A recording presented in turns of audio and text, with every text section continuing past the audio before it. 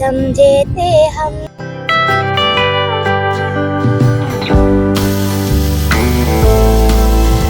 ತೊಟ್ಲಂತೆ ಇದು ನೋಡಿ, ತೊಟ್ಟಿಲಿನ ಥರನೇ ಇದು ಕಾಣಿಸ್ತಾ ಇದೆ ಅಲ್ವಾ. ಇದು ಬ್ರಹ್ಮದೇವರು.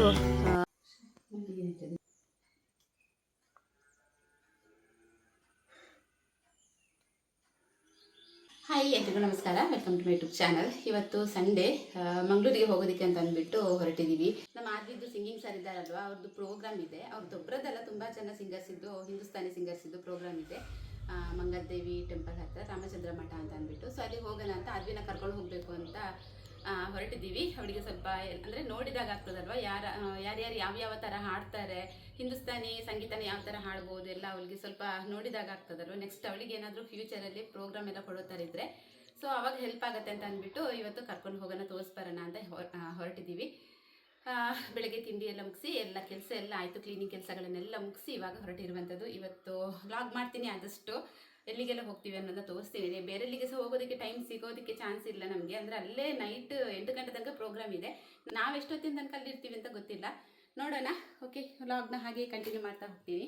ಮನೆಯಿಂದ ಹೊರಡಬೇಕಿದ್ರೆ ಲೇಟ್ ಆಯಿತು. ತಿಂಡಿ ಮುಗಿಸಿ ಮನೆ ಕ್ಲೀನಿಂಗ್ ಕೆಲಸ ಎಲ್ಲವನ್ನು ಮುಗಿಸಿ ಬಟ್ಟೆ ವಾಶ್ ಮಾಡಿದಾಗಲೇ 9 ಗಂಟೆ ಆಗಿತ್ತು. ನಂತರ ಫ್ರೆಶ್ ಅಪ್ ಆಗಿ ಹೊರಡಬೇಕಿದ್ರೆ 9:45 ಆಯಿತು.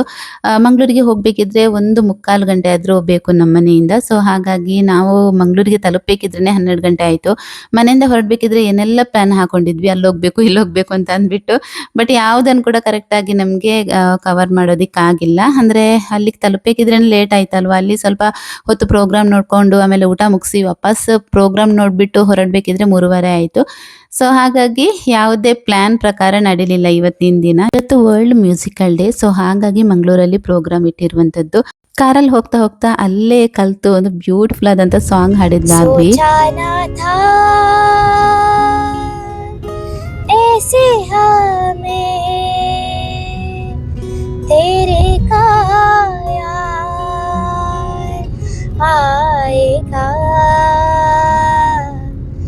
यूं तो ना था तेरे हमें पहले सवाल आएगा, जाने कैसे फिर से नैना भरे समझे थे हम। गम है खत्म दिल भी न माने, फिर से नैना भरे समझे थे हम। गम है खत्म दिल भी न माने, फिर से। ನನ್ನ ಆಡಿಯನ್ಸಲ್ಲಿ ಯಾರೆಲ್ಲ ಮ್ಯೂಸಿಕ್ ಲವರ್ಸ್ ಇದ್ದೀರಾ ಅವರೆಲ್ಲರೂ ಕೂಡ ಕಮೆಂಟ್ ಮಾಡಿ ಆದ್ವಿ ಯಾವ ಥರ ಹಾಡಿದ್ಲು ಅಂತ ಅಂದ್ಬಿಟ್ಟು. ಸೊ ಹಾಗೆ ಫೈನಲಿ ನಾವು 11:45 ಆಯಿತು, ಮಂಗಲದೇವಿ ಟೆಂಪಲ್ ಹತ್ರ ರೀಚ್ ಆದ್ವಿ. ನಾನು ಫಸ್ಟ್ ಟೈಮ್ ಮಂಗಲದೇವಿ ಟೆಂಪಲ್ಗೆ ಹೋಗ್ತಾ ಇರುವಂಥದ್ದು. ರೀಸೆಂಟಾಗಿ ಹೇಳಿದ್ದೆ ನನ್ನ ಹಸ್ಬೆಂಡ್ ಹತ್ರ, ನಾನು ಮಂಗಲದೇವಿ ಟೆಂಪಲ್ಗೆ ಒಂದ್ಸಲ ಹೋಗಿ ಬರಬೇಕು ನನಗೆ ಅಂತ ಅಂದ್ಬಿಟ್ಟು. ಇವತ್ತು ಆ ಆಸೆ ಒಂದು ಕೈಗೂಡ್ತು ಅಂತಲೇ ಹೇಳ್ಬೋದು. ದೇವಿನ ನೋಡಿಬಿಟ್ಟು ತುಂಬ ತುಂಬ ತುಂಬ ಖುಷಿ ಆಯಿತು ನನಗೆ. ಏನೋ ಒಂಥರ ಮನಸ್ಸು ತುಂಬಿದ ಹಾಗೆ ಆಯಿತು ಮಂಗಳದೇವಿ ದೇವಸ್ಥಾನಕ್ಕೆ ಹೋಗ್ಬಿಟ್ಟು. ಸೊ ಹಾಗೆ ಅಲ್ಲೇ ಪಕ್ಕದಲ್ಲಿ ರಾಮಚಂದ್ರ ಮಠ ಅಂತ ಇದೆ, ಇಲ್ಲಿ ಪ್ರೋಗ್ರಾಮ್ ಇರುವಂಥದ್ದು. ಎಷ್ಟೊಂದು ಚೆನ್ನಾಗಿದೆ ಅಲ್ವಾ ನೇಚರ್ ಎಲ್ಲ.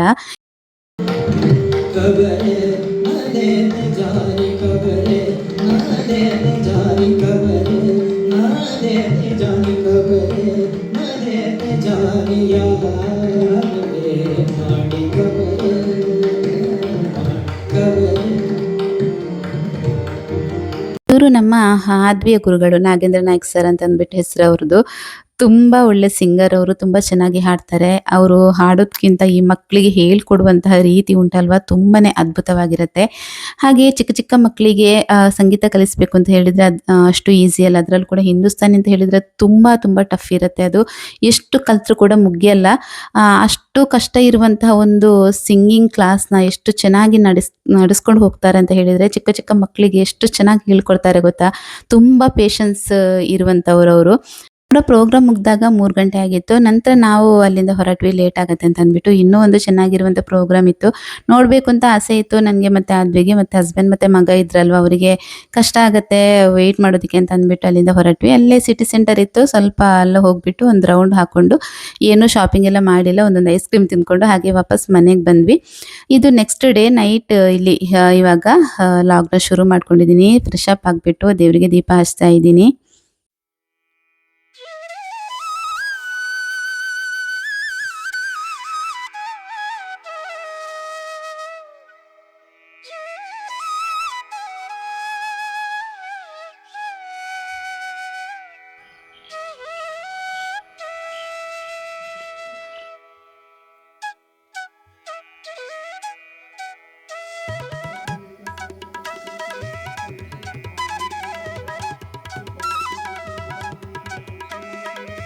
ಹಾಗೆ ಇಲ್ಲಿ ಕೊತ್ತಂಬರಿ ಕಷಾಯ ಮಾಡ್ಕೊಂಡಿದ್ದೀನಿ, ಒಂದು ಸೈಡ್ ಅನ್ನ ಕೂಡ ಬೇಯ್ತಾ ಇದೆ.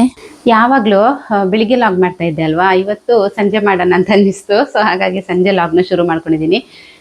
ಅಡುಗೆ ಮಾಡೋದಕ್ಕೆ ಅಂತ ಅಂದ್ಬಿಟ್ಟು ಬಂದಿದ್ದೀನಿ. ಇವತ್ತು ಮಧ್ಯಾಹ್ನ ಅಡುಗೆ ಮಾಡಿರಲಿಲ್ಲ, ಅಂದರೆ ಬೆಳಿಗ್ಗೆ ಮಾಡಿದ್ದೆ. ಬೆಳಿಗ್ಗೆ ಇವತ್ತು ಮಶ್ರೂಮ್ ಕಡಲೆ ಎಲ್ಲ ಹಾಕಿ ಕುರ್ಮಾ ಥರ ಮಾಡ್ಕೊಂಡಿದ್ದೆ, ಪುದೀನ ರೈಸ್ ಮಾಡಿದ್ದೆ.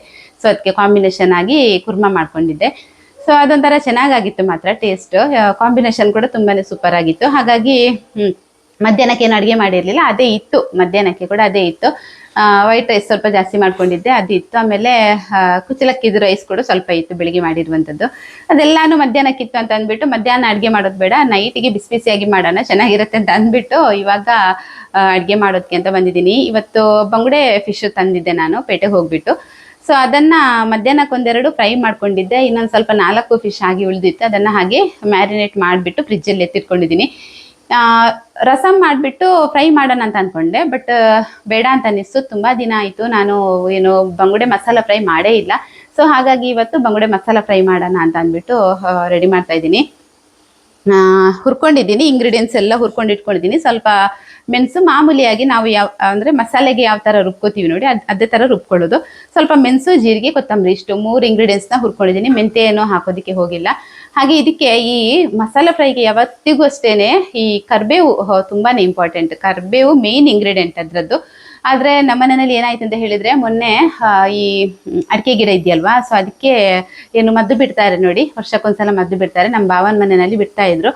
ಹಾಗೆ ಇಲ್ಲಿ ನಮಗೆ ಅಂದರೆ ಸ್ವಲ್ಪ ಇರೋದಲ್ವಾ, ಒಂದು 10-13 ಅಡಿಕೆ ಗಿಡ ಇದೆ ಅಷ್ಟೇನೆ. ಸೊ ಹಾಗಾಗಿ ಅವರ ಮನೆಯಲ್ಲಿ ಸ್ವಲ್ಪ ಜಾಸ್ತಿ ಆಯಿತು. ಪ್ರತಿ ವರ್ಷ ಅವರಿಗೆ ಬಿಡಬೇಕಿದ್ರೆ ನಮಗೆ ಕೂಡ ಬಿಡ್ತಾರೆ. ಸೊ ಹಾಗಾಗಿ ಕರ್ಕೊಂಡು ಬಂದು ಮೊನ್ನೆ ಮದ್ದು ಬಿಟ್ಟರು, ಆಯ್ತಾ, ಅಡಿಕೆ ಗಿಡಗಳಿಗೆಲ್ಲ ಮದ್ದು ಬಿಟ್ಟರು.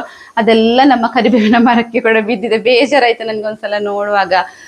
ನನಗೆ ಅಂದರೆ ಕರಿಬೇವು ಜಾಸ್ತಿ ಯೂಸ್ ಮಾಡ್ತೀನಿ ನಾನು, ಭಯ ಆಯ್ತು ಅದನ್ನು ತಂದುಬಿಟ್ಟು ಯೂಸ್ ಮಾಡಬೇಕಿದ್ರೆ. ಸ್ವಲ್ಪ ಬಿಸಿನೀರಲ್ಲೆಲ್ಲ ಹಾಕಿ ಮಾಡ್ಬೋದೇನೋ ಗೊತ್ತಿಲ್ಲ, ನನಗೆ ಅದರ ಬಗ್ಗೆ ಅಷ್ಟೊಂದು ಗೊತ್ತಿಲ್ಲ. ಕೆಮಿಕಲ್ಸ್ ಅಲ್ವಾ, ಮೈಲ್ ಸುತ್ತೆಲ್ಲ ಹಾಕಿರ್ತಾರೆ, ಸುಣ್ಣ ಆಮೇಲೆ ಮೈಲ್ ಸುತ್ತ ಹಾಕಿಬಿಟ್ಟು ಮದ್ದು ಬಿಡುವಂಥದ್ದು, ಅದು ಕೆಮಿಕಲ್ ಅಲ್ವಾ. ಹಾಗಾಗಿ ಭಯ ಆಯಿತು. ಈಗ ನನಗೆ ಅಂದರೆ ನೆನಪೇ ಇಲ್ಲ, ಮೊನ್ನೆಯಿಂದ ತೆಗೆದಿರಲಿಲ್ಲ, ಮನೆಯಲ್ಲಿ ಸ್ಟಾಕ್ ಇತ್ತು, ಅದನ್ನೇ ಯೂಸ್ ಮಾಡ್ತಾ ಇದ್ದೆ. ಇವತ್ತೆಲ್ಲ ಖಾಲಿ ಆಯಿತು. ಬಾಕ್ಸನ್ನ ವಾಶ್ ಮಾಡಿ ಇಟ್ಕೊಂಡಿದ್ದೆ, ಸ್ವಲ್ಪ ತೆಗೆದು ಹಾಗೆ ವಾಶ್ ಮಾಡಿಬಿಟ್ಟು ಬಾಕ್ಸಲ್ಲಿ ಹಾಕಿ ಇಡೋಣ ಅಂತ ನೋಡಬೇಕಿದ್ರೆ ಫುಲ್ ಅದರಲ್ಲೆಲ್ಲ ಏನೋ ಮದ್ದು ಇದೆ, ಸ್ಪ್ರೆಡ್ ಆಗಿದೆ, ವೈಟ್ ಕಾಣ್ತಾ ಇದೆ. ಹಾಗಾಗಿ ಬೇಜಾರಾಯಿತು ತುಂಬ. ಅಂದರೆ ಕರಿಬೇವು ನನಗೆ ತುಂಬ ಬೇಕಾಗತ್ತೆ, ಮನೆಯಲ್ಲಿ ತುಂಬ ಯೂಸ್ ಮಾಡ್ತೀನಿ ನಾನು ಕರಿಬೇವನ್ನ. ನಾಳೆ ಇನ್ನು ಅಕ್ಕನ ಮನೆಗೆ ಹೋಗ್ಬಿಟ್ಟು ಅಲ್ಲಿಂದ ತರಬೇಕು ಅಂತ ಅಂದ್ಕೊಂಡಿದ್ದೀನಿ. ಹಾಗೆ ಇವಾಗ ಈ ಒಂದು ಮಸಾಲೆನ ರೆಡಿ ಮಾಡ್ಕೋಬೇಕು.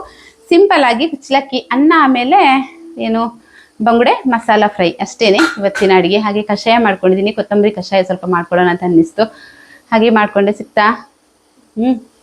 ನನ್ನ ಮಗಳದ್ದು ರಿಬ್ಬನ್ನೇ ಇರಲಿಲ್ಲ, ತುಂಬ ದಿನ ಆಗಿತ್ತು. ರಿಬ್ಬನ್ ಇಲ್ಲ ಅಂತ ಹೇಳ್ತಾ ಇದ್ಲು. ಬ್ಲ್ಯಾಕ್ ಇದ್ದು ಎಲ್ಲೋ ಎತ್ತಿಟ್ಕೊಂಡಿದ್ಲು, ಅವಳಿಗೆ ನೆನಪಿಗೆ ಬರ್ತಾ ಇರಲಿಲ್ಲ. ಎಲ್ಲಿತ್ತು? ಯಾವ ಬ್ಯಾಗಿನೊಳಗೆ?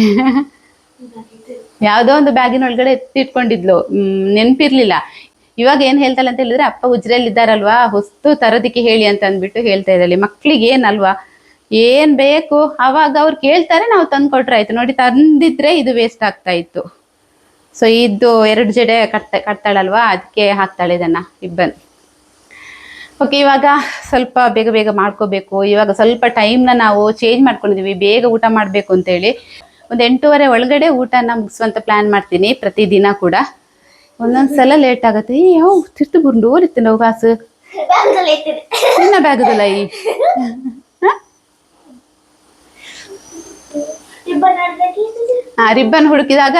ರಿಬ್ಬನ್ ಹುಡುಕ್ತಾ ಇದ್ಲಾ, ಆ ಬ್ಯಾಗಿನೊಳಗಡೆ ದುಡ್ಡು ಸಿಕ್ತು ನೋಡಿ, 120 ರೂಪೀಸ್.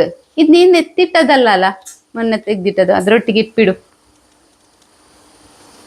ಅವಳ ಅಪ್ಪನ ಕೈಯಿಂದ ತಗೋತಾಳೆ 10 ರೂಪಾಯಿ ಎಲ್ಲ ತಗೊಂಡು ಈ ಥರ ಎಲ್ಲಿಯಾದರೂ ಎತ್ತಿಡೋದು ನೋಡಿ. ಎಲ್ಲಿಯೋ ಇಡ್ತಾಳೆ, ಎಲ್ಲಿಯೋ ಹುಡುಕ್ತಾಳೆ, ಮತ್ತು ನನ್ನನ್ನು ಕೇಳ್ತಾಳೆ ಎಲ್ಲಿ ಇಟ್ಟಿದ್ದೆ ಅಂತ ಅಂದ್ಬಿಟ್ಟು. ನನಗೂ ಯಾವುದು ನೆನಪಿರಲ್ಲ, ಏನು ಯಾವ ವಸ್ತು ಎಲ್ಲಿಟ್ಟರು ಕೂಡ ನನಗೆ ನೆನಪಿಲ್ಲ. ನಾನು ಎತ್ತಿಟ್ಟದು ಕೂಡ ನನಗೆ ನೆನಪಿರಲ್ಲ, ಆ ಥರ ಆಗಿದೆ. ತುಂಬಾ ಮರಿತಾ ಇದ್ದೀನಿ ಇತ್ತೀಚೆಗೆ, ಏನಂತ ಗೊತ್ತಿಲ್ಲ, ತುಂಬ ಮರ್ತೋಗ್ತಾ ಇದೆ. ನನ್ನ ಹಸ್ಬೆಂಡ್ ಹೇಳ್ತಾರೆ, ನಿನಗೆ ಏನು ಈ ಬ್ರಾಹ್ಮಿ ತಿಮರ ಅಂತ ಹೇಳ್ತೀವಲ್ವ, ಅದರ ರಸ ಕುಡಿಸ್ಬೇಕು ಅಂತ ಹೇಳ್ತಾರೆ. ಗೊತ್ತಿಲ್ಲ, ಎಲ್ಲ ಹೆಣ್ಮಕ್ಳಿಗೆ ಇದು ಇದ್ದದ್ದೇ. ನಾನು ಅದಕ್ಕೆ ಹೇಳೋದು, ಪ್ರತಿಯೊಂದು ವಿಷಯಗಳನ್ನು ನೆನಪು ಮಾಡ್ಕೊಂಡು ಜವಾಬ್ದಾರಿ ತೊಗೊಂಡು ಮಾಡ್ತೀವಲ್ವಾ. ಸೊ ಹಾಗೆ ಅದು ನೆನಪು ಮಾಡ್ಕೊಂಡೇ ಮೆಮೊರಿ ಪವರ್ ಎಲ್ಲ ಲಾಸ್ ಆಗಿದೆ ಅಂತ ಹೇಳ್ತಾ ಇರ್ತೀನಿ ಯಾವಾಗಲೂ. ಓಕೆ, ಬನ್ನಿ ಇವಾಗ ತೋರಿಸ್ತೀನಿ ನಿಮ್ಗೂ. ಸಿಂಪಲ್ ಆಗಿ ಮಾಡುವಂಥದ್ದು ಯಾವ ಥರ ಮಾಡ್ತೀನಿ ಅಂತ ನಿಮಗೂ ತೋರಿಸ್ತೀನಿ ಆಯಿತಾ. ನನ್ನ ಹಸ್ಬೆಂಡ್ ಬಂದರು 7:45, ಇವತ್ತು ಸ್ವಲ್ಪ ಲೇಟ್ ಆಯಿತು ನೋಡಿ. ಕರ್ಬೇವು ತೆಗ್ದೆ ಅಲ್ವಾ, ಎಲ್ಲ ಇದಕ್ಕೆ ಮದ್ದಾಗಿದೆ, ನಿಮಗೆ ಕಾಣ್ತಾ ಇರ್ಬೋದು ನೋಡಿ, ಇದರಲ್ಲಿ ಡಾಟ್ ಡಾಟ್ ಕಾಣ್ತಾ ಇದೆ ನೋಡಿ. ಇವ್ರು ಸ್ವಲ್ಪ ಲೇಟ್ ಇವತ್ತಿಲ್ಲ ಅಂತ ಹೇಳಿದರೆ 7:15, 7:30 ಹೊತ್ತಿಗೆ ಬಂದಾಗ್ತದೆ.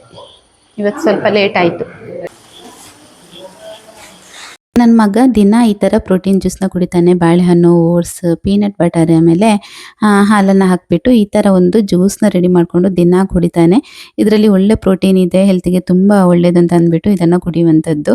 ಹಾಗೆ ಜ್ಯೂಸು ಅವನೇ ಮಾಡ್ಕೊತಾನೆ ಡೈಲಿ, ನಾನೇನು ಮಾಡ್ಕೊಡಲ್ಲ, ಅವನೇ ಮಾಡ್ಕೊಂಡು ಕುಡಿತಾನೆ. ಇಲ್ಲಿ ಇವಾಗ ಬಂಗುಡೆ ಮಸಾಲ ಫ್ರೈಗೆ ಎಲ್ಲ ಮಸಾಲನ ರೆಡಿ ಮಾಡ್ತಾ ಇದ್ದೀನಿ. ಇದು ನಾನು ಸಿಂಪಲ್ಲಾಗಿ ಅರಿಶಿನ ಆಮೇಲೆ ಚಿಲ್ಲಿ ಪೌಡರ್, ಉಪ್ಪು ಹಾಕೊಂಡ್ಬಿಟ್ಟು ಮಸಾಲ ರೆಡಿ ಮಾಡಿದ್ದೆ. ಅದರ ಜೊತೆಗೆ ಇದನ್ನು ಮ್ಯಾರಿನೇಟ್ ಆಗೋದಕ್ಕೆ ಅಂತ ಇಟ್ಬಿಟ್ಟಿದ್ದೆ ಬೆಳಿಗ್ಗೆನೆ. ಚೆನ್ನಾಗಿ ಮ್ಯಾರಿನೇಷನ್ ಕೂಡ ಆಗಿತ್ತು. ಇಲ್ಲಿ ಇವಾಗ ಅದನ್ನು ಫ್ರೈ ಮಾಡ್ತಾ ಇದ್ದೀನಿ. ಹಾಗೆ ಈ ಕಡೆ ಒಂದು ಬಾಣಲೆಗೆ ಸ್ವಲ್ಪ ಎಣ್ಣೆ ಹಾಕೊಂಡ್ಬಿಟ್ಟು ರುಬ್ಬಿಟ್ಟಿರುವಂತಹ ಮಸಾಲೆನ ಹಾಕ್ತಾ ಇದ್ದೀನಿ. ಇಂಗ್ರೀಡಿಯೆಂಟ್ಸ್ನ ಹೇಳಿದ್ದೀನಿ ಏನೆಲ್ಲ ಹಾಕಿದ್ದೀನಿ ಅಂತ ಅಂದ್ಬಿಟ್ಟು. ಅದಕ್ಕೆ ಸ್ವಲ್ಪ ಶುಂಠಿ ಬೆಳ್ಳುಳ್ಳಿ ಪೇಸ್ಟ್ ಎಣ್ಣೆಗೆ ಹಾಕಬೇಕಿತ್ತು, ಮರ್ತೋಯ್ತು, ನಂತರ ಹಾಕ್ತಾ ಇದ್ದೀನಿ. ಸ್ವಲ್ಪ ಅರಿಶಿನ ಪೌಡರ್, ಒಂದು ಸ್ವಲ್ಪ ಉಪ್ಪು ಹಾಕೊಂಡ್ಬಿಟ್ಟು ಇದನ್ನು ಚೆನ್ನಾಗಿ ಫ್ರೈ ಮಾಡಬೇಕು. ಒಂದು 15 ಮಿನಿಟ್ಸ್ ಇದು ಹಾಗೆ ಎಣ್ಣೆ ಜೊತೆ ಫ್ರೈ ಆಗಬೇಕು. ಆದ್ವಿ ಇಲ್ಲಿ ಮಾವಿನ ಹಣ್ಣು ಕಟ್ ಮಾಡ್ತಾ ಇದ್ದಲ್ಲ, ಈ ಥರ ಸ್ವಲ್ಪ ಡಿಫ್ರೆಂಟಾಗಿ ಕಟ್ ಮಾಡಿಕೊಂಡು ಹಣ್ಣು ತಿನ್ನೋದಂತ ಹೇಳಿದರೆ ತುಂಬ ಇಷ್ಟ. ಅವಳು ಯಾವಾಗಲೂ ಇದೇ ಥರ ಮಾಡ್ತಾಳೆ ಮಾವಿನ ಹಣ್ಣು ಸಿಕ್ಕಿದ್ರೆ. ಇಲ್ಲಿ ನೋಡ್ತಾ ಇರ್ಬೋದು ಬಂಗುಡೆ ಮೀನು ಅಂದರೆ ಫ್ರೈ ಆಗ್ತಾ ಇದೆ. ಒಂದು ಸಲ ಫ್ರೈ ಆಗ್ತಾ ಇದೆ, ನಂತರ ಮಸಾಲೆ ಜೊತೆಗೆ ಹಾಕಿಬಿಟ್ಟು ಮಸಾಲ ಫ್ರೈ ಮಾಡ್ಕೊಳ್ಳೋದು ನೋಡಿ. ಇವಾಗ ಚೆನ್ನಾಗಿ ಫ್ರೈ ಆಗ್ತಾ ಬಂತು, ಇನ್ನೂ ಕೂಡ ಸ್ವಲ್ಪ ಫ್ರೈ ಆಗಬೇಕು. ನಂತರ ಸ್ವಲ್ಪ ನೀರು ಹಾಕ್ಕೊಂಡು ಈ ಫಿಶ್ ಏನಿದೆ ನೋಡಿ, ಆ ಫಿಶ್ನ ಅದಕ್ಕೆ ಸೇರಿಸ್ಬಿಟ್ಟು ಕೊತ್ತಂಬರಿ ಸೊಪ್ಪು ಹಾಕ್ಕೊಂಡು ಒಂದು 2 ಮಿನಿಟ್ಸ್ ಹಾಗೆ ಮುಚ್ಚಳನ ಮುಚ್ಚಿ ಬೇಯಿಸ್ಕೊಂಡ್ರೆ ಸೂಪರ್ ಟೇಸ್ಟಿಯಾಗಿರುವಂತಹ ಒಂದು ಬಂಗುಡೆ ಮಸಾಲ ಫ್ರೈ ರೆಡಿ ಆಗಿರುತ್ತೆ. ತುಂಬಾ ಚೆನ್ನಾಗಿತ್ತು. ಕುಚ್ಚಲಕ್ಕಿ ಅನ್ನ ಜೊತೆಗೆ ಬೇರೆ ಏನೂ ಬೇಕಾಗಿಲ್ಲ, ಇಷ್ಟು ಇದ್ದರೆ ಒಂದೊಂದು ಬಂಗುಡೆ ಫಿಶ್ನ ಹಾಕ್ಕೊಂಡು 1-2-3 ಪೀಸ್ ಈರುಳ್ಳಿ ಹಾಕ್ಕೊಂಡು ಸ್ವಲ್ಪ ಅನ್ನ ಜೊತೆಗೆ ತಿಂತಾ ಇದ್ದರೆ ವಾವ್ ಸೂಪರ್ ಆಗಿರುತ್ತೆ. ನಮಗಂತೂ ಎಲ್ಲರಿಗೂ ತುಂಬ ಇಷ್ಟ ಆಯಿತು ಮಸಾಲ ಫ್ರೈ. ಎಲ್ಲರೂ ಖುಷಿಯಿಂದ ಒಂದು ಊಟನ ಮುಗಿಸ್ಕೊಂಡ್ವಿ. ಹಾಗೆ 3ನೇ ದಿನಕ್ಕೆ ಲಾಗ್ ಕಂಟಿನ್ಯೂ ಆಗ್ತಾ ಇದೆ. ಯಾವಾಗಲೂ ನಾನು ಒಂದು 2 ದಿನದಲ್ಲೇ ಮುಗಿಸ್ತಾ ಇದ್ದೆ. ಇವತ್ತು 3ನೇ ದಿನ ಕೂಡ ಲಾಗ್ ಮಾಡಿದ್ದು, ಸ್ವಲ್ಪ ಅದರ ಜೊತೆಗೇ ಸೇರಿಸಿ ಹಾಕೊಳ್ಳೋಣ ಅಂತ ಹಾಕ್ತಾ ಇದ್ದೀನಿ. ಇವತ್ತು ಇಲ್ಲಿ ನೀರು ದೋಸೆ ಮಾಡ್ತಾ ಇದ್ದೀನಿ ಬೆಳಿಗ್ಗೆ ಬ್ರೇಕ್ಫಾಸ್ಟಿಗೆ. ನೀರು ದೋಸೆ ಅಂದರೆ ಸ್ವಲ್ಪ ಬೇಗ ಆಗತ್ತೆ ಅಂತ ಅಂದ್ಬಿಟ್ಟು ಮಾಡ್ತಾ ಇರುವಂಥದ್ದು. ಅಂದರೆ ನಾವು 4 ಜನ ಇರೋದಲ್ವ ಮನೆಯಲ್ಲಿ, ಬೇಗ ಆಗೋಗುತ್ತೆ. ತುಂಬ ಜನ ಇದ್ದರೆ ಈ ನೀರು ದೋಸೆ ಎಲ್ಲ ತುಂಬ ಕಷ್ಟ, ಬೆಳಿಗ್ಗೆ ಹೊತ್ತು ಮಾಡ್ಕೊಂಡು ಕೂರೋ ಅಷ್ಟು ಟೈಮ್ ಇಲ್ಲ ಅಂತ ಹೇಳಿದರೆ, ನಾವು ಸ್ವಲ್ಪ ಜನ ಇರೋದ್ರಿಂದ ಬೇಗ ಆಗುತ್ತೆ. ನಮ್ಮ ಮಾಧವಿ ಟ್ರೈ ಮಾಡ್ತಾ ಇದ್ಲು ನೀರು ದೋಸೆ ಹಾಕೋದಕ್ಕೆ ಬರುತ್ತಾ ಅಂತ ಅಂದ್ಬಿಟ್ಟು. ಇಲ್ಲಿ ತನಕ ಹಾಕಿರಲಿಲ್ಲ ಅವಳು, ನೀರು ದೋಸೆ ಹಾಕಿರಲಿಲ್ಲ. ಉದ್ದಿನ ದೋಸೆ ಆದರೆ ಆರಾಮಾಗಿ ತುಂಬಾ ಚೆನ್ನಾಗಿ ಮಾಡ್ತಾಳೆ, ತುಂಬ ತೆಳ್ಳಗೆ ಮಾಡ್ತಾಳೆ ಉದ್ದಿನ ದೋಸೆ ಎಲ್ಲ ಆದರೆ. ಯಾವ ಥರ ಬೇಕೋ ಆ ಥರ ಮಾಡ್ತಾಳೆ. ಬಟ್ ಈ ನೀರು ದೋಸೆ ಅವಳಿಗೆ ಅಷ್ಟೊಂದು ಪ್ರಾಕ್ಟೀಸ್ ಇರಲಿಲ್ಲ. ಇವತ್ತು ನೋಡುವ ನೀನು ಯಾವ ಥರ ಮಾಡ್ತೀಯ ಅಂತ ಅಂದ್ಬಿಟ್ಟು, ನಾನು ಕೂಡ ನೋಡ್ತೀನಿ ಅಂತ ಹೇಳ್ಬಿಟ್ಟು ಅವಳನ್ನೇ ಬಿಟ್ಟಿದ್ದೀನಿ. ತೆಗಿಯೋದು ಸುಲಭ, ಬಟ್ ಹಾಕೋದು ಕಷ್ಟ ಆಯಿತಾ ನೀರು. ಆದರೂ ಟ್ರೈ ಮಾಡಿದ್ಲು, ತುಂಬ ಖುಷಿ ಆಯಿತು ನನಗೆ. ಫಸ್ಟ್ ಟೈಮ್ ಅವಳು ಅಷ್ಟೊಂದು ಚೆನ್ನಾಗಿ ದೋಸೆ ಹಾಕಿದಾಳೆ ಅಂತ ಹೇಳಿದರೆ ಎಲ್ಲರಿಗೂ ಬರಲ್ಲ ಆಯಿತಾ. ನಾನು ಚಿಕ್ಕವಳಿರ್ಬೇಕಿದ್ರೆ ಎಷ್ಟು ಸಮಯ ಬೇಕಾಗಿತ್ತು ನನಗೆ ನೀರು ದೋಸೆ ಹಾಕೋದು ಕಲಿಬೇಕಿದ್ರೆ. ಇವಳು ನೋಡಿ ಫಸ್ಟ್ ಟೈಮ್ ಹಾಕ್ತಾ ಇರುವಂಥದ್ದು, ಎಷ್ಟೊಂದು ಚೆನ್ನಾಗಿ ಹಾಕಿದಾಳೆ. ಇಷ್ಟು ಹಾಕಿದರೆ ಎಷ್ಟೋ ಸಾಕು, ಇನ್ನು ಮುಂದೆ ಆರಾಮಾಗಿ ಅವಳು ನೀರು ದೋಸೆ ಮಾಡ್ತಾಳೆ ಅಂತ ಅನ್ಕೋತೀನಿ. ಅವಳು ಸ್ವಲ್ಪ ಹಾಗೇನೆ ಯಾವುದನ್ನು ಕೂಡ ಅಷ್ಟೇ ಒಂದ್ಸಲ ಹೇಳ್ಕೊಟ್ರೆ ಆಯಿತು. ಹೇಳ್ಕೊಡ್ಬೇಕು ಅಂತೆಲ್ಲ ನೋಡ್ಕೊಂಡೆ ಕಲಿತಾಳೆ, ಆ ಒಂದು ಟ್ಯಾಲೆಂಟ್ ಇದೆ ಅವಳಲ್ಲಿ. ನೀರು ದೋಸೆಗೆ ಇವತ್ತು ಹೆಸರು ಕಾಳು, ಆಲೂಗಡ್ಡೆ ಎಲ್ಲ ಹಾಕ್ಬಿಟ್ಟು ಒಂದು ಗ್ರೇವಿ ತರ ಮಾಡ್ಕೊಂಡಿದ್ದೆ. ಇವಾಗ ದೋಸೆ ಹಾಗೆ ಆದ್ವಿ ಸ್ಕೂಲಿಗೆ ಹೋದ್ಲು, ಹಸ್ಬೆಂಡ್ ಡ್ಯೂಟಿಗೆ ಹೋದ್ರು. ಕಿಚನ್ ಕ್ಲೀನಿಂಗ್ ಕೆಲಸನೆಲ್ಲ ಮುಗಿಸ್ಕೊಂಡಿದ್ದೀನಿ. ಇನ್ನು ಮನೆ ಒರೆಸ್ಬೇಕು, ಗುಡಿಸ್ಬೇಕು, ಆಮೇಲೆ ಬಟ್ಟೆ ವಾಶ್ ಮಾಡಬೇಕು, ಇಷ್ಟು ಕೆಲಸಗಳಿದೆ. ಮಧ್ಯಾಹ್ನ ತನಕ ಅಡುಗೆ ಕೂಡ ಮಾಡ್ಕೊಂಡಿದ್ದೀನಿ. ಬೆಳಿಗ್ಗೆನೇ ಇವತ್ತು ಅನ್ನ ಕೂಡ ಮಾಡ್ಕೊಂಡಿದ್ದೀನಿ. ಹಾಗೆ ನಿನ್ನೆ ನಾನು ಮೆಹಂದಿ ಹೇರ್ ಪ್ಯಾಕ್ ಹಾಕ್ಕೊಂಡಿದ್ದೆ ಆಯಿತಾ. ಇವತ್ತು ವಾಪಸ್ ಇಂಡಿಗೋ ಪೌಡರ್ ಈ ಥರ ಮಿಕ್ಸ್ ಮಾಡಿ ಇಟ್ಕೊಂಡಿದ್ದೀನಿ. ಇನ್ನು ಇದನ್ನು ಅಪ್ಲೈ ಮಾಡ್ಕೋಬೇಕು. ಅಂದರೆ ಗ್ರೇ ಹೇರ್ ಏನಾದರೂ ಇದ್ದರೆ ಒಂದ್ಸಲ ಹಿಂದಿನ ದಿನ ಮೆಹಂದಿ ಪೌಡರ್ನ ಅಪ್ಲೈ ಮಾಡಿಬಿಟ್ಟು ಅದರ ನೆಕ್ಸ್ಟ್ ಡೇ ಇಂಡಿಗೋ ಪೌಡರ್ನ ಈ ಥರ ಕಲಿಸ್ಬಿಟ್ಟು ಅಪ್ಲೈ ಮಾಡಿ ವಾಶ್ ಮಾಡಿದರೆ ಗ್ರೇ ಹೇರ್ ಕವರ್ ಆಗುತ್ತೆ. ಕೆಮಿಕಲ್ ಎಲ್ಲ ಯೂಸ್ ಮಾಡೋದ್ರಿಂದ ಇದು ಬೆಸ್ಟ್ ಅಂತ ಅನ್ಕೋತೀನಿ. ಅಂದರೆ ಕೆಮಿಕಲ್ ಯೂಸ್ ಮಾಡಿದರೆ ಬೇಗ ನಮಗೆ ವಾಶ್ ಮಾಡೋದಕ್ಕಾಗತ್ತೆ, ಬೇಗ ರಿಸಲ್ಟ್ ಬರುತ್ತೆ. ಇದು ಸ್ವಲ್ಪ ಅಂದರೆ ಲಾಂಗ್ ಪ್ರಾಸೆಸ್ ಇದು. ಒಂದಿನ ಮೆಹಂದಿ ಪೌಡರ್ನ ಈ ಥರ ಕಬ್ಬಿಣದ ಬಾಣಲೆನಲ್ಲಿ ಕಲಸಿಟ್ಬಿಟ್ಟು ಅದರ ನೆಕ್ಸ್ಟ್ ಡೇ ಅಪ್ಲೈ ಮಾಡಬೇಕು. ನಂತರ ಅದರ ನೆಕ್ಸ್ಟ್ ಡೇ ವಾಪಸ್ ಇಂಡಿಗೋ ಪೌಡರ್ನ ಈ ಥರ ಕಲಸಿಟ್ಟು ಅದನ್ನು ಅಪ್ಲೈ ಮಾಡ್ಕೋಬೇಕು. 2 ದಿನದ ಒಂದು ಪ್ರಾಸೆಸ್ ಇದು. ಇದನ್ನು ಮಾಡಬೇಕಾಗತ್ತೆ. ಕೆಮಿಕಲ್ ಎಲ್ಲ ಯೂಸ್ ಮಾಡಿದರೆ ಇವಾಗ ಹೇರ್ ಡೈ ಎಲ್ಲ ಯೂಸ್ ಮಾಡ್ತೀವಲ್ವ, ಅದನ್ನು ಆವಾಗಿಂದ ಆವಾಗಲೇ ಹಾಕಿಬಿಟ್ಟು ಒಂದು 10 ಮಿನಿಟ್ಸ್ 15 ಮಿನಿಟ್ಸಲ್ಲಿ ವಾಶ್ ಮಾಡ್ಬೋದು. ಸೊ ಈ ಥರ ಇರುತ್ತೆ. ಕೆಮಿಕಲ್ಗಿಂತ ಇದು ಬೆಸ್ಟ್. ಟೈಮ್ ಇರೋರಿಗೆ ಇದು ಬೆಸ್ಟ್. ಪಾಪ ಹೊರಗಡೆ ದುಡಿಯೋರಿಗೆಲ್ಲ ಇಷ್ಟೆಲ್ಲ ಮಾಡ್ಕೊಂಡು ಕೂರೋಷ್ಟು ಟೈಮ್ ಇರಲ್ಲ ಪಾಪ, ಅಂಥವರೆಲ್ಲ ಹೇರ್ ಡೈನೇ ಯೂಸ್ ಮಾಡಬೇಕಾಗತ್ತೆ. ಸೊ ನನಗೆ ಕೂಡ ಸ್ವಲ್ಪ ಗ್ರೇ ಹೇರ್ ಇರೋದ್ರಿಂದ ಈ ಥರ ಏನಾದರೂ ಸರ್ಕಸ್ಗಳನ್ನು ಮಾಡ್ತಾ ಇರ್ತೀನಿ. ಆದಷ್ಟು ಹೋಮ್ ಮೇಡೇ ನಾನು ಜಾಸ್ತಿ ಟ್ರೈ ಮಾಡ್ತಾ ಇರ್ತೀನಿ. ಒಂದೊಂದ್ಸಲ ಅರ್ಜೆಂಟ್ ಇದ್ದರೆ, ಅಂದರೆ ಸಡನ್ನಾಗಿ ಎಲ್ಲಿಯಾದರೂ ಹೋಗಬೇಕು, ಟೈಮ್ ಇಲ್ಲ, ಇಷ್ಟೊಂದು ಮಾಡ್ಕೊಂಡು ಕೂರೋದಕ್ಕೆ ಟೈಮ್ ಇಲ್ಲ ಅಂತ ಅಂದಾಗ ಮ್ಯಾಟ್ರಿಕ್ಸ್ ಅವರದ್ದು ಕ್ರೀಮ್ ಟೈಪ್ ಇದ್ದು ನಾನು ತಂದಿಟ್ಕೊಂಡಿದ್ದೀನಿ ಹೇರ್ ಕಲರ್. ಅದನ್ನು ಅಪ್ಲೈ ಮಾಡ್ತೀನಿ. ಅದು ಒಂದು 1 ಅವರ್ ಬೇಕಾಗತ್ತೆ ಅಪ್ಲೈ ಮಾಡಿಬಿಟ್ಟು ವಾಶ್ ಮಾಡಬೇಕಿದ್ರೆ. ಆದರೂ ತೊಂದರೆ ಇಲ್ಲ, ಅರ್ಜೆಂಟ್ ಇದ್ದರೆ, ಎಮರ್ಜೆನ್ಸಿ ಏನಾದರೂ ಎಲ್ಲಿಯಾದರೂ ಹೋಗಬೇಕು ಅಂತಿದ್ರೆ ಆವಾಗ ಆ ಥರ ಮಾಡ್ತೀನಿ. ಬೇಕಾದಷ್ಟು ಟೈಮ್ ಇದೆ ಅಂತ ಅಂದಾಗ ಈ ಥರ ಹರ್ಬಲ್ ಹೇರ್ ಪ್ಯಾಕ್ನ ನಾನು ಯೂಸ್ ಮಾಡುವಂಥದ್ದು. ಇದು ಇಷ್ಟು ಚೆನ್ನಾಗಿ ಕಲರ್ ಬಂದಿದೆ ನೋಡಿ, ಬ್ಲ್ಯಾಕ್ ಕಲರ್ ಬಂದಿದೆ ನೋಡಿ, ತುಂಬ ಚೆನ್ನಾಗಿ ಕಲರ್ ಬಂದಿದೆ. ಈ ಕಬ್ಬಿಣದ ಬಾಣಲೆನಲ್ಲಿ ಕಲಸಿಟ್ಕೊಂಡ್ರೆ ಅದರ ಒಂದು ಕಬ್ಬಿನಾಂಶ ಎಲ್ಲ ಬಿಡುತ್ತಲ್ವಾ, ಸೊ ಅದು ತುಂಬ ಚೆನ್ನಾಗಿ ವರ್ಕ್ ಆಗುತ್ತೆ. ಗ್ರೇ ಹೇರ್ ಇರೋರು ಎಷ್ಟೊಂದು ಸರ್ಕಸ್ ಮಾಡ್ತಾರೆ ಗೊತ್ತಾ, ಅದನ್ನು ಕವರ್ ಮಾಡೋದಕ್ಕೆ ಪಾಪ. ಅಂದರೆ ಎಲ್ರಿಗೂ ಕಾಮನ್ ಅದು 30, ಇವಾಗೆಲ್ಲ ಏಜ್ ಆಗಬೇಕು ಅಂತ ಇಲ್ಲ, 30 ಕ್ರಾಸ್ ಆದ ಕೂಡಲೇ ಗ್ರೇ ಹೇರ್ ಸ್ಟಾರ್ಟ್ ಆಗುತ್ತೆ. ಕೆಲವೊಬ್ಬರಿಗೆ 35 ದಾಟಿದ ಕೂಡಲೇ ಸ್ಟಾರ್ಟ್ ಆಗುತ್ತೆ. ಅಂತೂ ಇಂತೂ ಒಂದು 40 ಒಳಗಡೆನೇ ಸ್ಟಾರ್ಟ್ ಆಗಿಬಿಡತ್ತೆ ಗ್ರೇ ಹೇರ್. ಅದನ್ನು ಕವರ್ ಮಾಡಬೇಕು, ಯಾರಿಗೂ ಇಷ್ಟ ಇರಲ್ಲ ಗ್ರೇ ಹೇರ್ ಬರೋದು. ಸೊ ಹಾಗಾಗಿ ಏನೆಲ್ಲ ಸರ್ಕಸ್ ಮಾಡ್ತಾರಲ್ಲ, ಯೂಟ್ಯೂಬಲ್ಲೆಲ್ಲ ನೋಡ್ತೀನಿ ನಾನು, ಬೇರೆ ಬೇರೆ ಥರದ ಹೋಮ್ ಮೇಡ್ ಹೇರ್ ಪ್ಯಾಕ್ಗಳನ್ನೆಲ್ಲ ಮಾಡ್ತಾರೆ. ಕೆಲವೊಂದು ಯೂಸ್ ಆಗುತ್ತೆ, ಕೆಲವೊಂದು ಯೂಸ್ ಆಗಲ್ಲ. ಇದು ಯೂಸ್ ಆಗುತ್ತೆ, ಇದು ತೊಂದರೆ ಇಲ್ಲ, ಇದನ್ನು ಅಪ್ಲೈ ಮಾಡ್ಬೋದು. ಇದರ ರಿಸಲ್ಟ್ ತುಂಬ ಚೆನ್ನಾಗಿರುತ್ತೆ. ಹಾಗೆ ನಿನ್ನೆ ಹಾಕೊಂಡಿದ್ದೀನಲ್ವ, ತುಂಬ ರಫ್ ಇದೆ ಹೇರು. ಹಾಗೆ ಇದನ್ನು ಇವತ್ತು ಅಪ್ಲೈ ಮಾಡಿಬಿಟ್ಟು ಇನ್ನು ನೆಕ್ಸ್ಟ್ ಡೇ, ಅಂದರೆ 3 ದಿನದ ಪ್ರಾಸೆಸ್ ಅದು. ಒಂದಿನ ಮೆಹಂದಿ ಅಪ್ಲೈ ಮಾಡಬೇಕು, next day IndiGo powder, next day oil apply, ಈ ಥರ ಮಾಡಬೇಕು. ನಾಳೆ ವಾಪಸ್ ನಾನು ಆಯಿಲ್ ಅಪ್ಲೈ ಅಂದರೆ ನಾಳೆ ನಾನು ಹೇರ್ ಆಯಿಲ್ನ ಚೆನ್ನಾಗಿ ಹೇರ್ಗೆ ಅಪ್ಲೈ ಮಾಡಿಬಿಟ್ಟು ವಾಶ್ ಮಾಡ್ತೀನಿ. ಹೇರ್ ಆಯಿಲ್ನ ನಾನು ಮನೆಯಲ್ಲೇ ಮಾಡಿಟ್ಕೊಂಡಿದ್ದೀನಿ. ಈ ಆಯಿಲ್ನ ಚೆನ್ನಾಗಿ ಅಪ್ಲೈ ಮಾಡಿಬಿಟ್ಟು ಮೊಸರೆಲ್ಲ ಇದ್ದರೆ ಸ್ವಲ್ಪ ಹಾಕ್ಕೊಂಡು ವಾಶ್ ಮಾಡ್ತೀನಿ. ಆವಾಗ ತುಂಬ ಸಾಫ್ಟ್ ಆಗುತ್ತೆ ಕೂದಲು. ಈ ಥರ ಈಗ ಇದನ್ನು ಒಂದು ಅಪ್ಲೈ ಮಾಡಿಬಿಟ್ಟು ಆಮೇಲೆ ಹಾಗೆ ಕೆಲಸಗಳನ್ನೆಲ್ಲ ಪಟಪಟ ಅಂತ ಮುಗಿಸಿ ಹಾಗೆ ನಂತರ ನಾನು ವ್ಲಾಗ್ನ ಕಂಟಿನ್ಯೂ ಮಾಡ್ತೀನಿ. ಓಕೆನಾ? ಆದ್ವಿ ಸಂಜೆ ಟೈಮ್ ಮನೆಗೆ ಬರಬೇಕಿದ್ರೆ ಏನಾದರೂ ಸ್ನ್ಯಾಕ್ಸ್ ಇರಲೇಬೇಕು ಅವಳಿಗೆ. ತುಂಬ ಹಸುವಾಗುತ್ತೆ, ಹಸು ಅಂತ ಹೇಳ್ಕೊಂಡೇ ಬರ್ತಾಳೆ. ಇವತ್ತು ಮಾವಿನ ಹಣ್ಣಿತ್ತು, ಅದರಿಂದನೇ ಏನಾದರೂ ಸ್ಪೆಷಲ್ ಡಿಶ್ ಮಾಡೋಣ ಅಂತ ಅಂದ್ಬಿಟ್ಟು ಮಾವಿನ ಹಣ್ಣು ಆಮೇಲೆ ಗೋಧಿ ಹಿಟ್ಟನ್ನು ಒಟ್ಟಿಗೆ ರುಬ್ಕೊಂಡು ಅದಕ್ಕೆ ಸ್ವಲ್ಪ ಉಪ್ಪು ಹಾಕೊಂಡ್ಬಿಟ್ಟು ಕಲಿಸ್ತಾ ಇದ್ದೀನಿ. ಸ್ವಲ್ಪ ಬೆಲ್ಲ ಕೂಡ ಹಾಕೊಂಡಿದ್ದೀನಿ, ತೆಂಗಿನ ತುರಿ ಏನೂ ಹಾಕಿಲ್ಲ. ಪ್ಯಾನ್ ಕೇಕ್ ಮಾಡೋಣ, ಯಾವ ಥರ ಬರುತ್ತೆ ಅಂತ ನೋಡೋಣ ಅಂತ ನಾನೇ ಟ್ರೈ ಮಾಡುವಂಥದ್ದು. ಇದು ಯಾವುದೇ ರೀತಿಯಾದಂಥ ಯೂಟ್ಯೂಬಲ್ಲಿ ಇನ್ಸ್ಟಾಗ್ರಾಮಲ್ಲೆಲ್ಲ ನೋಡಿಲ್ಲ, ರೆಸಿಪಿ ನೋಡಿಲ್ಲ ನಾನು. ನನ್ನ ಓನ್ ರೆಸಿಪಿ ಅಂತಲೇ ಹೇಳ್ಬೋದು. ಬಟ್ ಅಷ್ಟೊಂದು ಚೆನ್ನಾಗಿ ಬಂದಿಲ್ಲ. ಯಾರು ಕೂಡ ಟ್ರೈ ಮಾಡೋದಕ್ಕೆ ಹೋಗಬೇಡಿ. ಗೋಧಿ ಹಿಟ್ಟು ಹಾಕ್ಕೊಂಡು ಮಾವಿನ ಹಣ್ಣಿನ ಜೊತೆ ಸ್ವಲ್ಪ ಅಕ್ಕಿ ಹಾಕ್ಕೊಂಡು ರುಬ್ಕೊಂಡು ಬೆಲ್ಲ ಹಾಕಿಬಿಟ್ಟು ಈ ಥರ ಪ್ಯಾನ್ ಕೇಕ್ ಮಾಡಿದರೆ ಸಖತ್ತಾಗಿ ಬರ್ಬೋದು ಅಂತ ಅನ್ಕೋತೀನಿ. ಗೊತ್ತಿಲ್ಲ, ನಾನು ಮಾಡಿ ನೋಡಿಲ್ಲ. ಬಟ್ ಗೋಧಿ ಹಿಟ್ಟು ಹಾಕಿರೋದ್ರಿಂದ ತುಂಬ ಸಾಫ್ಟಾಗಿ ಬಂತು. ಅದನ್ನು ಉಲ್ಟಾ ಮಾಡಿ ಹಾಕಬೇಕಿದ್ರೆ ತುಂಬ ಕಷ್ಟ ಆಯಿತು ನನಗೆ. ಸೊ ಹಾಗಾಗಿ ಯಾರು ಕೂಡ ಗೋಧಿ ಹಿಟ್ಟು ಹಾಕ್ಕೊಂಡು ಮಾಡಬೇಡಿ. ನಿಮ್ಮಲ್ಲಿ ಅಕ್ಕಿ ಹಿಟ್ಟು ಇದ್ದರೆ ಅಕ್ಕಿ ಹಿಟ್ಟನ್ನು ಮಾವಿನ ಹಣ್ಣಿನ ಜೊತೆ ಹಾಕಿಬಿಟ್ಟು ಮಿಕ್ಸ್ ಮಾಡಿಕೊಂಡು ಮಾಡಿ ಅದು ಚೆನ್ನಾಗಿ ಬರ್ಬೋದು. ಬಟ್ ಈ ಥರ ಗೋಧಿ ಹಿಟ್ಟು ಮಾತ್ರ ಹಾಕಬೇಡಿ, ಅದು ತುಂಬ ಕಷ್ಟ ಆಗುತ್ತೆ ತೆಗೆಯೋದಕ್ಕೆ. ಟೇಸ್ಟ್ ಅಂತೂ ತುಂಬ ಚೆನ್ನಾಗಿತ್ತು. ಮಾವಿನ ಹಣ್ಣಿನ ಜಾಮ್ ಇತ್ತು, ಸಖತ್ ಕಾಂಬಿನೇಷನ್, ಹೋಳಿಗೆ ಥರ ಆಯಿತು ತಿನ್ನಬೇಕಿದ್ರೆ. ಬಟ್ ತುಂಬ ಸಾಫ್ಟ್ ಆಗಿರೋದ್ರಿಂದ ಯಾರಿಗೂ ಅಷ್ಟೊಂದು ಇಷ್ಟ ಆಗಿಲ್ಲ. ನಮ್ಮ ಮನೆಯಲ್ಲಿ ಸ್ವಲ್ಪ ಮಾಡ್ಕೊಂಡಿದ್ದೆ ಅಷ್ಟೇ. ಹಾಗೆ ನನಗೆ ಬ್ಲ್ಯಾಕ್ ಟೀ ಅಂತ ಹೇಳಿದರೆ ತುಂಬ ಇಷ್ಟ. ಸಂಜೆ ಟೈಮ್ಗೆ ನಾನು ಒಂದೊಂದು ಸಲ ಈ ಥರ ಬ್ಲ್ಯಾಕ್ ಟೀ ಕುಡಿತೀನಿ. ಇದು ನಮ್ಮ ಮನೆಯಲ್ಲಿ ಅರಳಿದ ಬ್ರಹ್ಮಕಮಲ ನೋಡಿ. ಇದು 2ನೇ ಸಲ ಈ ವರ್ಷ ಮಳೆಗಾಲದಲ್ಲಿ ಸೆಕೆಂಡ್ ಟೈಮ್ ಇದು ಅರಳ್ತಾ ಇರುವಂಥದ್ದು. ಎಷ್ಟು ಅಂತ ಹೇಳಿದರೆ 1 2 3 4 5 6 7 8 ಟೋಟಲ್ 8 ಬ್ರಹ್ಮಕಮಲ ಅರಳಿದೆ ನೋಡಿ.